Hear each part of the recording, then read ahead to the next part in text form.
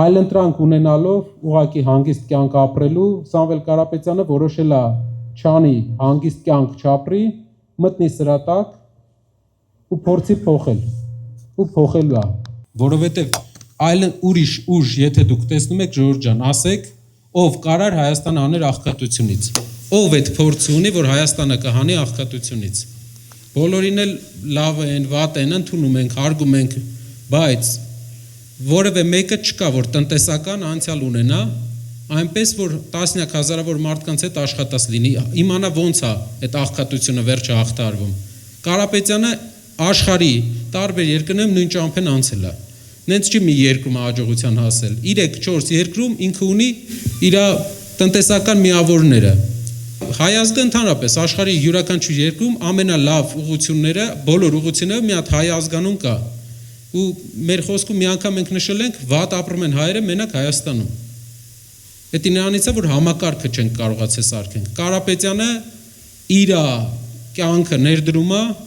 Հայաստանի զարգացման համար։ Չկա ուրիշ մոտիվացիա, ուրիշ օգուտ, քան Հայաստանի զարգացումը ինքը չի կարող ունենա։ Քանի որ ֆինանսապես էլ ապահովված է, միակ մարդն է, որ Հայաստանի առաջնորդն է լինելու, որ ինքը որևէ բանի կարիք չի ունենալու գալուց։ Գիտեմ, ամեն ինչ փորձել ենք, տարբեր առաջնորդներ ա եղել Հայաստանում, ամեն ինչ փորձել ենք,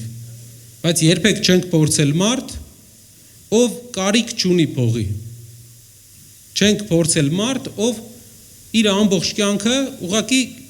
տնտեսությունն է եղել, մարդկանց կյանքը, ինչ է տնտեսությունը, մարդկանց գրպանի գումարը, գումարի հետ աշխատանքն է, որ մարդը ունենա աշխատանք, աշխատատեղ, կարողանա ծախս անի։ Իր գործը դա է եղել։ Երկրորդը իր կապերն են։ Ինչ կարա, ինչա պետք այսօր Հայաստանին։ Մեր հարևան երկրի առաջնորդը, Ադրբեջանի առաջնորդը մեծ կապեր ունի, թե Ռուսաստանում, թե Ամերիկայում, թե Եվրոպայում, թե Թուրքիայում, լինելով այդ իր հոր տղեն, մեծ կապեր ունի, մեր առաջնորդը ինչ կապեր ունի, մեր առաջնորդը, որ գնում է միտեղ, ոնց կարա պայմանավորվի այդ գելերի մեջ, պետք է մարդը անցած ճանապարհ ու կապեր ունենա, ճանաչի աշխարհի ամեն երկրում ոնց է դրվածքը, առաջնորդելուց երկու խնդիր կա, նախ ինքը ուզենալու է կյանքը բարելավի, ուզենալու է, երկրորդ ինքը դրսում այդ շրջապատը չի ունենալու, պետք է առաջնորդ, որ ունենա այդ շրջապատը, որ աղքատությունից հանողը լինի, յուրաքանչյուր հարց, գիտեմ քաղաքացիական պայմանագիր կուսակցությունը որևէ թեմա չգտնելով Կարապետյանի հետ կապված, ամբողջ օրը քարոզում է իր հետ կապված անձնական, որևէ բան չեն կարա իրանք ասեն, 60 տարեկան է, չեն կարա իր անցած ճանապարհից մի բան ասեն, որ մի բան լավ չի արել, եթե ասում են, ինչ է արել Ղարաբաղյան պատերազմի ժամանակ 44 օրյա, ԿՊ-ից կա մարդ, ում Ադրբեջանը Ղարաբաղյան պատերազմից հետո ռոզիսկ կա տվել։ Իսկ ինչից է, որ մեզ են ռոզիսկ տալիս, բայց իրանք մեզ են հարցնում մենք ինչ ենք արել, իրանք չգիտեն մենք ինչ ենք արել։ Մեզ պետք է առաջնորդ, որ կարողանա պայմանավորվի։ Տենց են ապահովում երկրի զարգացումը։ Կարողանա ներդրում բերի, գործարաններ, հենց ասում են գործարաններ, սկսում են բան ասել, ասում են բարձր տեխնոլոգիաներ, հա, բարձր տեխնոլոգիաներ զարգացրու Երևանում, բայց շրջաններում դու այսքան 8 տարվա մեջ քանի բարձր տեխնոլոգիական հիմնարկ ես հիմնել, այս մարդիկ որտեղ պետք է աշխատեն, 100 հազարավոր հայաստանցիներ, ասում են երկիրը զարգանում է, եթե դու ասում ես այս երկիրը զարգացնելու ես, ուրեմն գյուղերն էլ ես չէ զարգացնելու, բայց դպրոցները խես փակում,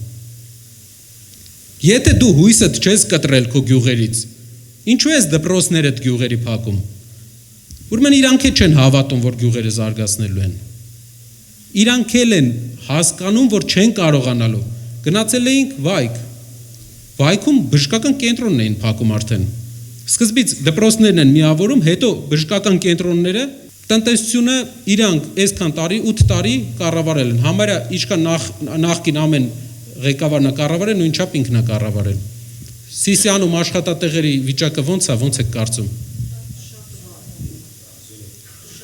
8 տարվա մեջ, պատկերացնեք,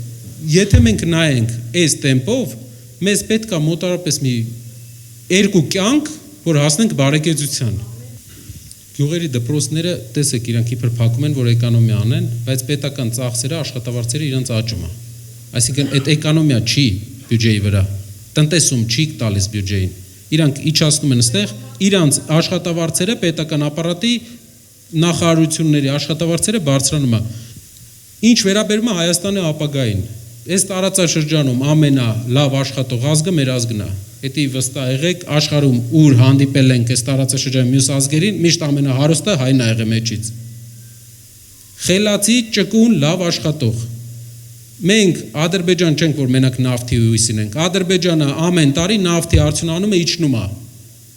Ծնելիությունը իջնում է։ Չի կարելի Սփյուռքին սենց հերվասնել չի կարելի, մեր ռեսուրսն է, մեր ներդրումային պոտենցիալն է, միջազգային ներդրողներին։ Հայաստանը հարուստ է լինելու, տարածաշրջանի ամենահարուստ երկրներից է լինելու։ Ես վստահ եմ, մենք վստահ ենք։ Այս ազգը իր սփյուռքով, իր աշխատասիրությամբ ու լավ կառավարումով ամենահարուստն է լինելու։